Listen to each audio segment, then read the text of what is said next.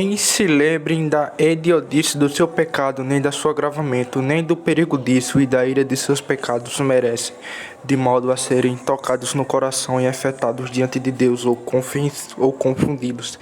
Quando eles não são levados à vergonha ou confusão de rosto, bem como a confusão de vergonha de coração, quando em vergonha de se lembrarem de seus pecados com vergonha, pecam sem vergonha. Não se envergonha do seu pecado, mas declaram seu pecado como Sodoma e são ousados em seus pecados, endurecendo o rosto contra a sua vergonha e o rubor.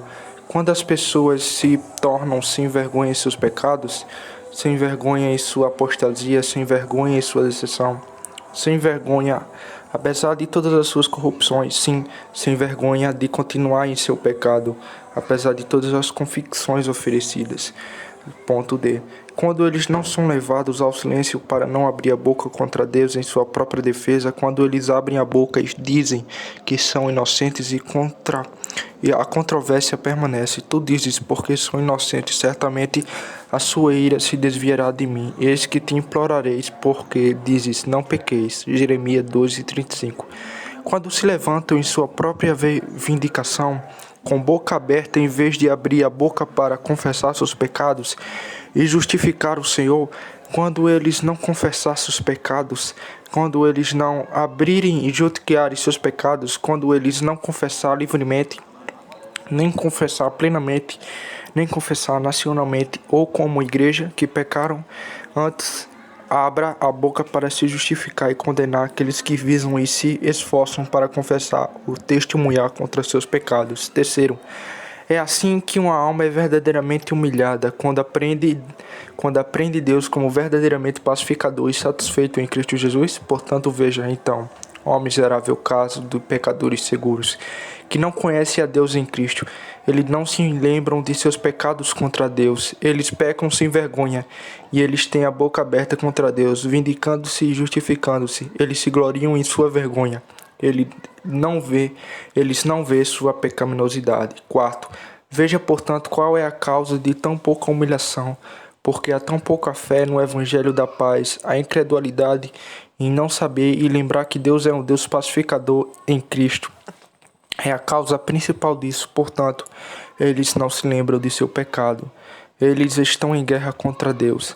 Talvez eles pensem e imaginem que ele está em paz com ele, mas se eles tivessem fé nisso, é impossível que pudessem estar em paz com o pecado. Portanto, quinto ponto, veja a incomparação da graça e misericórdia de Deus, em que ele deve proclamar a paz com os rebeldes e declarar-se pacificado para com eles, por tudo o que eles fizeram, e que eles devem enviar embaixadores para publicar a paz em seu nome, e entregar-lhes a palavra da reconciliação, para que em seu nome te rogues que te reconcilies com Deus, porque ele fez de Cristo pecado por nós, um sacrifício por nós, pelo qual ele é pacificado. Sexto ponto, veja a necessidade de pregar o evangelho da paz. Caso contrário, não há arrependimento verdadeiro, nem humilhação do evangelho. As pessoas nunca se lembrarão de seus pecados e se envergonharão por eles até que ouçam e saibam que Deus está pacificado com eles por tudo que fizeram. A doutrina do evangelho é uma doutrina que humilha e amolece o coração, mas tal é a natureza endurecedora da doutrina legal, que deixe um homem pregar vida ao praticante da lei e morte ao transgressor nunca tanto. Apenas tenderá a endurecer o coração do homem contra Deus e a fomentar sua rebelião e raiva contra Deus, pois a lei opera a ira. Nunca um pecador se lembrará de seus pecados e ficará envergonhado ou envergonhada, até que ele entenda que Deus não insiste em fazer aliança com ele, ou na aliança ameaçadora denunciando a ira do Sinai. Mas quando Deus se declara pacificado e quando o pecador ouve a doutrina da livre remissão, o perdão aos pecadores culpados e a paz aos rebeldes, então ele se lembrará de seus pecados e ficará envergonhado. O que é a misericórdia de Deus, paz e perdão para ti? Então a alma se derrete. Sétimo ponto. Portanto, veja qual é o principal pecado do dia e geração em que vivemos. Qual é o principal pecado da Escócia e a raiz de todo o nosso pecado e rebelião? a saber, incredulidade e rejeição do Evangelho da paz. Não acreditando neste relatório que Deus está pacificado em Cristo, nada o provoca tanto a ira quanto menosprezar e desprezar sua misericórdia. Porque a Escócia não se lembra de seus pecados? Porque eles não se envergonham dos seus pecados? Porque eles não confessam seus pecados com vergonha e confusão de rosto? Porque eles não se humilham? Até que ponto não creem que Cristo ou que Deus é pacificado em Cristo? Esqueçamos nosso Deus e nosso lugar de descanso, e não conhecemos e cremos nele como um Deus pacificado.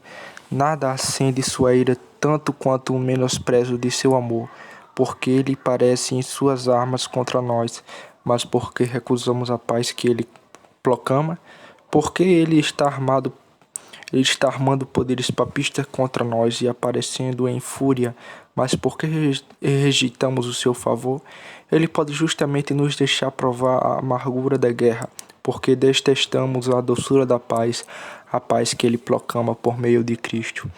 8º ponto. Portanto, veja uma evidência da verdadeira humilhação evangélica. Quando uma pessoa é verdadeiramente humilhada pelo pecado, mesmo quando a misericórdia de Deus o derrete, quando o amor de Deus em Cristo o envergonha por sua inimizade, quando a visão de Deus está em paz, o coloca em guerra consigo mesmo, quando em vista da graça de Deus ele se confunde com sua própria ingratidão, quando começou a temer ao Senhor e a sua bondade, quando ele ama muito porque ele é perdoado, quando a graça de Deus que lhe aparece o ensina a negar a impiedade e as concupiscências mundanas, quando a notícia de Deus sendo pacificado em relação a ele por tudo o que ele fez o derrete mais do que todas as chamas do Sinai poderiam, quando sua boca é impedida de falar mal contra Deus, porque a boca de Deus está aberta para falar da paz com ele, quando a visão de paz e perdão e o senso da bondade de Deus para com ele. 9º ponto. Portanto, veja qual é a obra adequada de um dia de humilhação, a saber, lembrar-se do seu pecado e se envergonhar. Se a Escócia se lembrasse de seu pecado, que o rei e o parlamento se lembrariam de seu pecado, ministros e juízes se lembrariam do seu pecado e ficariam envergonhados. Que cada um de nós se lembre do nosso pecado e de tudo o que fizemos. Lembre-se do pecado de seu coração e natureza, o pecado de sua juventude e loucuras de sua não idade. Lembre-se do pecado de sua idade madura. Lembrai-vos do pecado que acompanhou a vossa vocação. Vós que desejais desordenadamente ser ricos como mintais, e trapaceis, e jurais e violais o sábado, lembrai-vos do pecado das vossas coisas sagradas, da vossa leitura, da oração, audição, comunicação. Lembre-se dos pecados de omissão e comissão, dos quais você é culpado. Lembre-se e seja confundido. Lembra-te e envergonha-te e cala-te. 10º ponto. Portanto, veja como é que de maneira você pode chegar a essa lembrança correta e a devida humilhação pelos pecados. Ora, o grande e o principal dever para essa humilhação é olhar para um Deus pacificado. Se você fosse levado a santa vergonha e confusão de rosto por seu pecado, então sabia e creria que Deus está pacificado para contigo por tudo que tens feito, que a misericórdia que Deus para contigo. Pergunta: como saberei que Deus está pacificado em relação a mim? Pois pensei antes ter ouvido que Deus se irou contra mim por causa do meu pecado, pois ele se ira todos os dias contra os ímpios e revelou a sua ira contra os pecadores. Resposta: sim, na sua lei sua ira é revelada. Maldito todo aquele que não permanecer em todas as coisas escritas no livro da lei para praticá-las. E a ameaça da lei será executada sobre você se a graça do Evangelho não for recebida.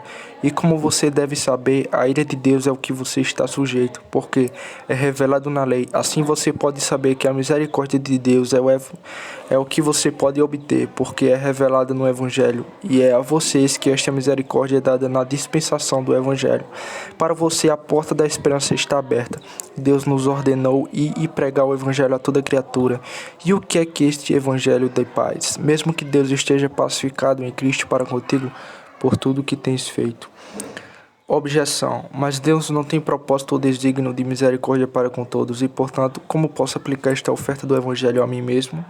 Respostas: Deus não fez de seu propósito secreto a regra de sua fé, mas sua palavra, e você pode e deve conhecer seu propósito misericordioso.